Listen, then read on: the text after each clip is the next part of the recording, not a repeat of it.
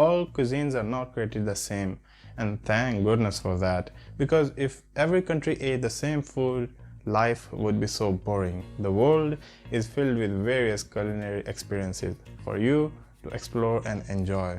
Some are sweeter, some are savory, some are simple, some are complex. Each country has a whole range of food on offer, but there are certain flavors that characterize different cuisines.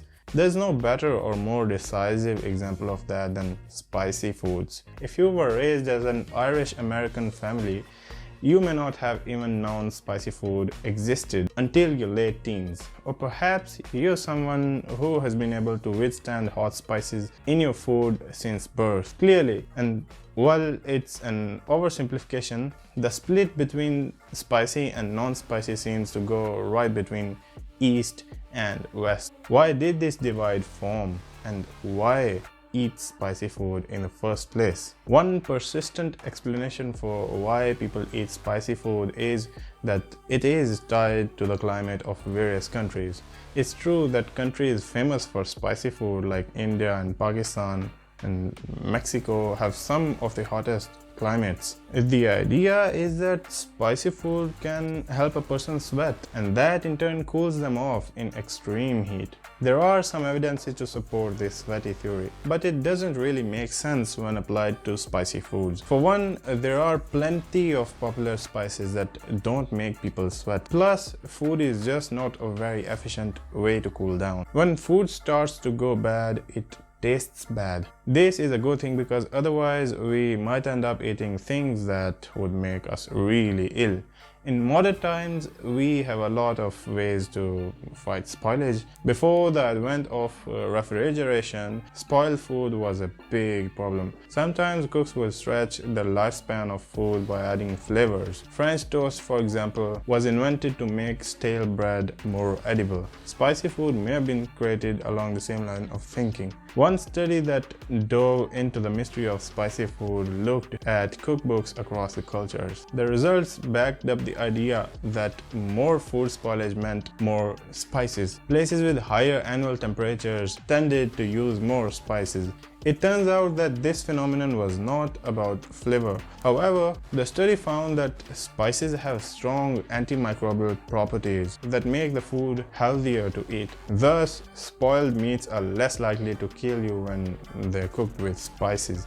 Palatability and health are definitely intervened here though. In general, foods taste good or bad depending upon whether or not they are good for you. Sugar tastes great because it's a source of energy for your body. Spoiled meat tastes bad because it makes us sick. There are exceptions to this because there are plenty of foods that exist today that our genetics weren't prepared for. But the trend is your body tries to tell your brain what's healthy to eat and what's not. Over the course of human history, we have likely developed our taste for spices because they kept us from dying. People in hot countries who needed spices more may be slightly more primed for eating spicy foods, but spices are healthy.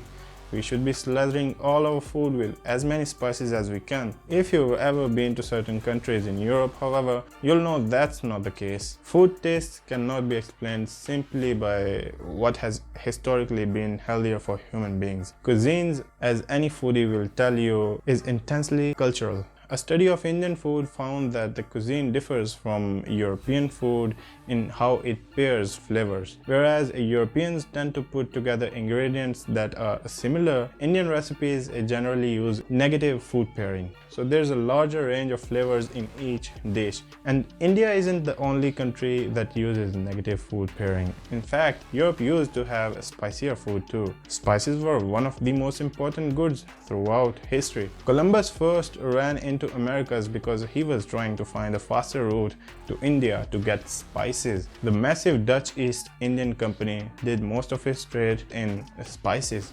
During this whole period, rich people loved buying their expensive exotic spices to make their meals even more exciting. The shift from spicy food happened in the 17th century when spices became a tad too ambiguous. As trade routes formed and prices dropped, spicy food was no longer solely the domain of rich people, because rich people hate doing the same things as non-rich people. They shifted their food philosophy. Soon, popular foods were those that were simplest. Meat was meat and it should taste like meat. Spicy broths were replaced by meaty ones. People also decided that the key to healthy food was vegetables, not spices. More and more people started following the suit. These 17th century food norms are still with us today. Meal consisting of meat, potatoes, and a vegetable is the descendant of this food philosophy. The decisions that led to modern cuisine have been cultural, historical,